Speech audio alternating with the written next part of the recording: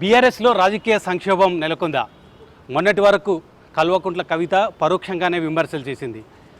కేసీఆర్ చుట్టూ దయాలున్నాయంటూ చేసిన వ్యాఖ్యలతోనే ఇప్పటికే బీఆర్ఎస్ అతలాకుతలం అవుతున్న నేపథ్యంలో ఇప్పుడు తాజాగా ఆ పార్టీ సీనియర్ నేత మాజీ మంత్రి జగదీశ్వర్ రెడ్డిని టార్గెట్గా చేసుకొని లిల్లీ పుట్టు అంటూ వ్యాఖ్యలు చేసింది.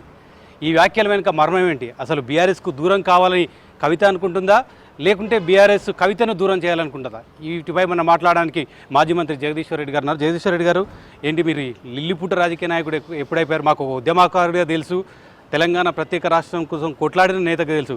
లిల్లిపుట్ట ఎట్లా అయిపోయారు? అంటే రమేష్ గారు, మీరు ప్రారంభంలో చెప్తున్న కొన్ని కామెంట్స్ విన్నా, టీఆర్ఎస్ అతలం కాలే, కుతలం కాలే, ఏమి కాలే, మీరు మాట్లాడుతున్న వాళ్ళ గురించి చర్చ కూడా ఎప్పుడు చేయలేదు. గత 4 నెలల కాలంలో మేము ఎవరం కలిసినా ఎక్కడ కూడా చర్చ కూడా రాలే.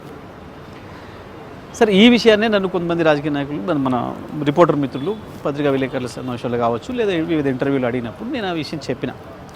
మీరేమైనా చర్చ చేసిరా, దాని మీద ఏం జరిగింది, ఏంది, సార్ని కలుస్తుంటారు కదా, కేసీఆర్ కలిసినప్పుడు అంటే నేనన్నా మేము ఒక సెకండ్ కాదు కదా, అర సెకండ్ కూడా చర్చ చేయలేదు, దాని గురించి మీరు ఎంతసేపు అడిగిన ఉపయోగం లేదు, నిమిషం సమయం కూడా వృధా మీరు మనం మాట్లాడుకుంటే అని చెప్పిన నేను క్లియర్గా.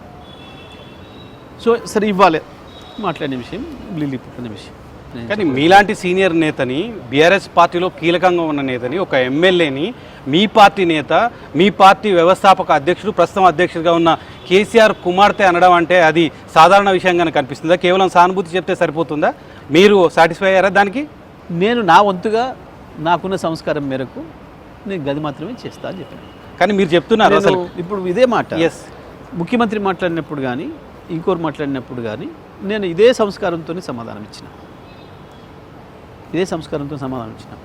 నేను అంతకు మించి నేనేదో టెంప్ట్ కావాల్సిన అవసరం కానీ ఇంకోటి కానీ లేదు. ఎందుకంటే నేను మాట్లాడే ప్రతి అక్షరం నిజమైనప్పుడు, నా మాటలో సత్యం ఉన్నప్పుడు నేను ఇంతకంటే హార్ష్గా మాట్లాడే అక్కరలేదు, ఇంతకంటే నేను వ్యక్తిగతంగా బాడీ షేమింగ్ చేస్తూ మాట్లాడే అక్కరలేదు, ఇంకోటి లేదు. నేను వాస్తవాన్ని మాత్రమే చెప్తే సరిపోతుంది ప్రజలకి. వాస్తవాలు లేనోళ్ళు, అబద్ధాలు చెప్పదలుచుకున్న వాళ్ళకి కావాలి బాడీ షేమింగ్లు కానీ ఇంకోటి కానీ.